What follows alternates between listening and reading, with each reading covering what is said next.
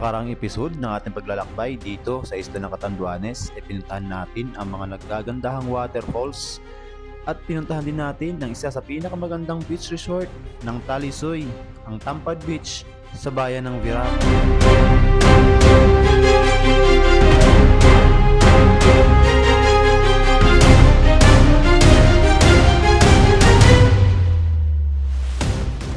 Sa pagpapatuloy ng ating paglalakbay dito sa isla ng Catanduanes ay susubukan naman nating mamangka, tawirin natin ang kabilang dulo ng isla at susubukan din nating motorin ang tawirin ang mga nagtataasang kabundukan at pupuntahan natin ang pinakamataas na barangay sa buong isla, ang tinatawag na Summit.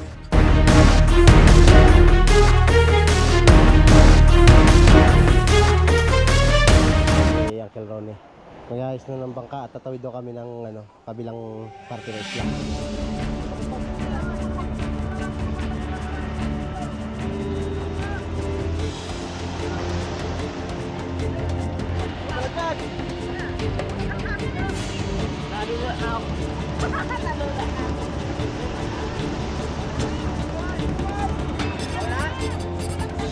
Nakasakay na lahat? Ay na, baka umihin kami. Papapasakay mo na ka po. Sakay na lahat, malalim dito! Wala sa mga ano yaw.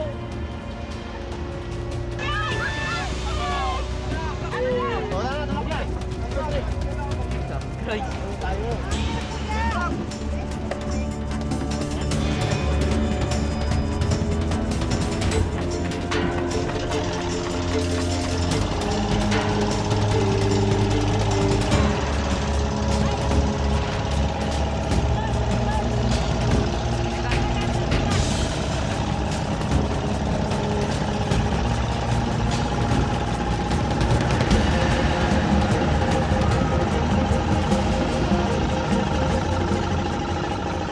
Guys, malapit na kami guys. Dito na kami pesto. Ganda dito guys, so walang kabahay-bahay. Ayan o. Bahay-bahay. Medyo mahangin lang ngayon. Tsaka yun na, ulan o. Ayan na ulan. Bubuhos na ang ulan. Yan. Bubuhos na. Guys, umuulan na guys. Lakas ng ulan. Silang muna kayo dyan. Nakababa na tayo ng bangka, kaso umulan. Lakas ng ulan. Ganda ng spot dito oh. Walang kabahay-bahay. Solo namin yung spot. Shout out. Ang igit mo. Problema namin ngayon, paano kami mag-swimming na ulan? Babasa kami. Nabasa lang din kami sa ulan kaya minabuti na namin magtampisaw pagkababa namin sa bangka. Habang si Uncle Ronnie naman ay nag-aayos ng aming tuldang masilungan para mamaya at si Auntie Bilit naman ay nag-aasikaso. Minihandaan na ang mga pagkaing lulutuin para sa aming pananghalian. Nakulo na, ang bilis. Paksiw. Solo namin itong dulo ng isla kaya walang katao-tao bukod sa amin. Nandito nga pala tayo sa pinakadulo ng bayan ng Bato sa may lugar na tinatawag na Bote. Dahil hugis bote daw ito kung titignan sa himpapawid. May kasamaan ng panahon kaya limited ang ating drone shot sa parking ito. Ganun pa man ay nakakuha pa rin tayo ng pagkakataon para mapalipad ang ating drone at para ma-share at maipakita sa inyo kung gaano nga pa kaganda yung dulo ng Catanduanes.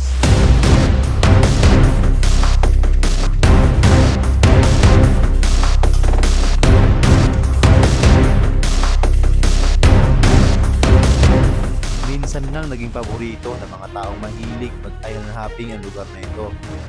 Dahil bukod sa napakaganda ng mga tanawin at ng mga landscape ng mga islets na matatagpuan sa lugar na to, ay makakasigurado kang natural at malinis ang kalikasan dito dahil sa bihira itong marating ng tao at wala pa ng isang nakatira dito. Sumunod na araw pagkatapos nating tawirin ang kabilang dulo nitong isla gamit ang bangka, ay ngayon naman ay susubukan naman nating tawirin ang kabilang parte gamit naman ang motorsiklo. Pamihira. Baliktad pala cambio nito. Grabe nilog oh. Laki. Ito yung unang pagkakataon na makapag-ride tayo dito sa Catanduanes. Kaya sa pagkakataong ito ay talagang namangha ako sa aking mga nakita. Hindi ko inasahan na ganito pala kaganda ang Catanduanes. Kung kahapon ay tinawid natin ang kabilang dulo ng isla pamamagitan ng bangka. Ngayon naman ay subukan naman nating tawirin ang kabilang dulo naman mula dito sa bayan ng Bato papunta dun sa bayan ng Bagamanok kung saan matatagpuan natin ang tinatawag na Buto ni Curacogue o The Fertile Island.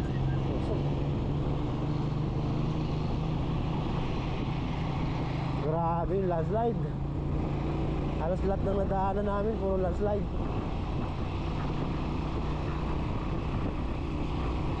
Nakatakot.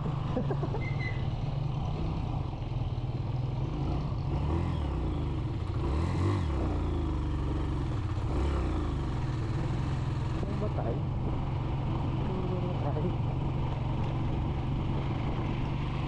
Oo nga. Oh, grabe oh. Ay, grabe, pato oh. Katakot. Grabe ka katakot yung landslide dito. May bata sa galing sa may bahay din. Dito na tayo sa pinakatuktok ng Catanduanes. Ayan, so nandito tayo sa Barangay Summit, no? Mahigit kumulang isang oras na pagmumotor simula bayan ng Bato ay narating na natin itong Barangay Summit na nasa sakupan ng bayan ng Biga. At naandito tayo ngayon eksakto sa tinatawag na Summit View Park, ang munting pasyalan na matatagpuan dito sa tuktok ng Barangay Summit.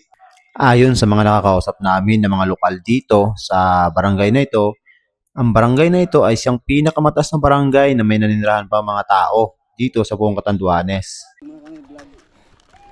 So ayan, no? Mataas din, maganda yung Kaya kuha na natin yung drone, yung mga umakyat tayo, hindi na tayo aakyat. Para makatipid tayo sa pagod. Ayan, no? Ayan. Ito na yung pinakatuktok ng Ito na yung pinakataas ng parte ng Catanduanes, te. Ha? Ito na po sa atin, nahihiya eh. Shoutout ka dito sa vlog, te, oh. Yan si ate, sa tindahan.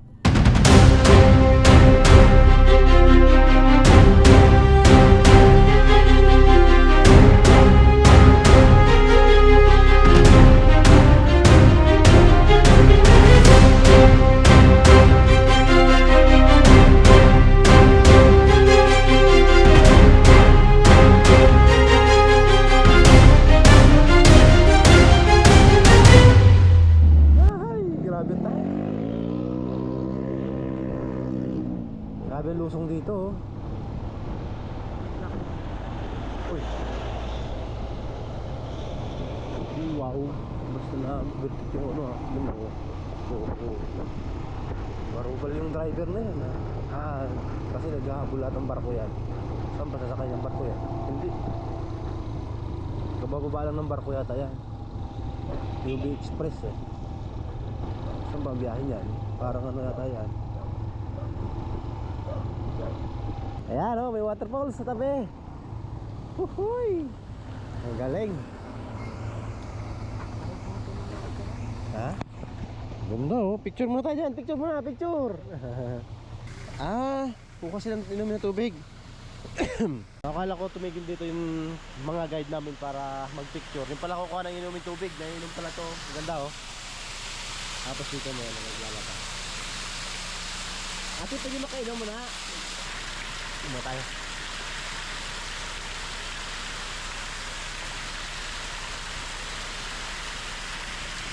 Sarap ng tubig. Lamig. Tuloy na kami. Magkano kami ng Curacogue. May bayad. May bayad dyan. Sila yung nasa van. Jin! Hi. Hello. Hi! Hello guys! Hi guys. Welcome to my vlog. Hi vlog, welcome to my guys. I love. Oh, ito. Upload dyan sa sakay. So, ayan, tuloy na ulit kami inom ng tubig. Kala ko magpipicture sila. Kukuha pala ng inumin, wala nang inumin ng nagre-refill lang ng inumin dun sa may falls. Let's go na ulit. Tuloy na ulit ang biyahe. Ayan naman oh, waterfalls. Hey. Ako sa akin na green. Ano yun? Yung malaki? Ninja? Sa akin. Ha? Ganda dito sa tuktok ng Catanduanes, guys. So, sulit ang twisties, tsaka ano, mga waterfall sa tabing kalsada lang. Kita nyo ba yan, guys? Oh, grabe laking waterfall sa taas, oh, tuktok. Go-drone pa tayo? Ganda ng waterfalls, oh, dito lang sa gilid ng kalsada. Ayan, oh. Sobrang ganda ng waterfalls. Grabe, sulit talaga yung ano, no, Catanduanes. Laki ng waterfalls, ganda. Ayan, no, so, sobrang sarap talaga mag-rides pagka probinsya.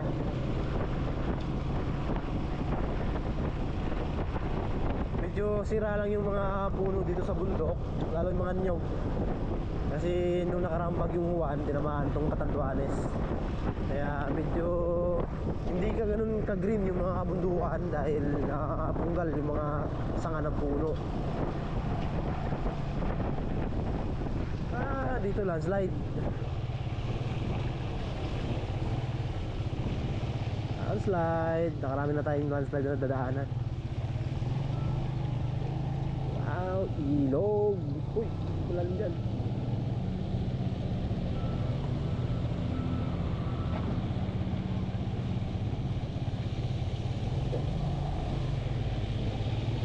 Okay. Saka ito yung ano nila, oh. Siguro ito yung pangunahing hanap buhay nila dito sa kabundukan ng Catanduanes. Abaka. Sigara sila ng abaka.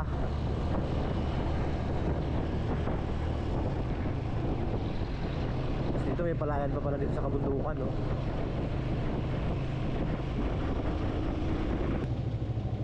Ngayon guys, dito na tayo sa mismong bayan ng Biga, Catanduanes. Ito yung ano, municipal hall nila, oh. Biga Municipal Hall sa kanan natin. Ayan, oh. Tuloy na ulit kami, tuloy na.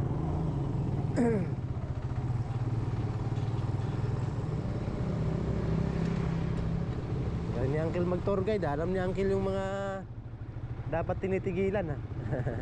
So dyan tayo pupunta, guys, oh. Ayan na yung pupuntahan natin. Yung bato na yun na hugis, ano, hugis ari ng lalaki, ano, Kurakog. So doon tayo pupunta. Malapit na tayo. Ang ibang tawag dyan is ano, Fertility Island daw tawag dyan. Kaya yung mga ano daw, paniwala dito sa Catanduanes, yung mga mag-asawa na hindi nagkakaroon ng anak, pupunta daw dyan para kumuha ng buenas. Ayan, o. Ganda dito sa, talagang ano eh, no? Lalaki pala tong Catanduanes. Siguro, sabi eh. So ngayon ko lang nalaman na ang Catanduanes pala ay lalaki. So yan yung sign ng ano, Kurakog. Kurakog. Kung kami, tigong gato bang sa imo? Ina dito.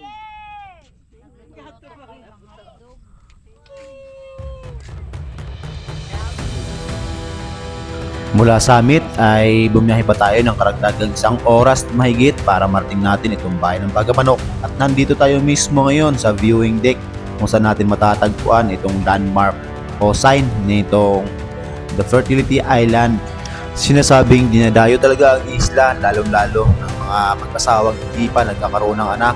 Ayon sa mga lokal na nakausap natin dito, nung araw pa ay dinadayo na talaga ang isla at may mga nagdala pa ng alay upang mapagbigyan ng kanilang kahilingan na magkaroon ng anak. Hugis-ari ng lalaki ang isla, kaya ito tinatawag na puto ni Kurakog sa salitang Katandungan. At tinatawag itong Fertility Island dahil nga sa nag-iimala daw ito. Lahat ng pumupunta dito na humihiling ay napapagbigyan.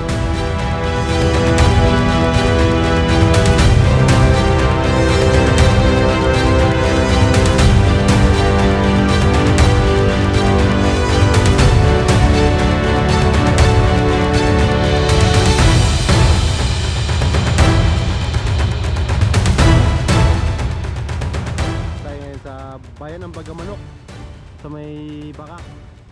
So ito yung pinaka-sign niya, yung ano na yan, no? Yung sign na yan sa baba. So hindi na kami lumusong doon, medyo malayo kasi ano, nakarim pa. At high tide din, hindi tayo makakalapit at hindi naman kami magbabangka. So nagpalipad lang tayo ng drone dyan. Unfortunately, hindi natin maipalapit ng drone doon kasi hindi natin tanaw yung drone natin, masyadong risky. Yan na, let's go na. Balik na kami ng Igmoto. Tapos doon na kami sa may pastoral ng Igmoto at doon na kami kakain. Mula dito sa bayan ng Bagamanok ay iikot kami at pabalik kami ng bayan ng Igmoto at doon kami kakain. Medyo masama ang panahon sa ating biyahe pabalik na Igmoto kaya hindi na tayo masyado nakakuha pa ng mga video. Pero ganoon pa man ay nakakuha pa rin tayo ng mga ilang shot ng ating GoPro at drone shot. Guys, Landslide. pasok kayo dyan, ay muntik pala yun dyan ang makaraan. Lagi halos puro landslide dito guys. Kasi matataas yung bundok nila. Oh, hindi man nakaharap sa kong naman nakaharap eh. Puro na lang kita. Yun naman ang kailangan. Wow.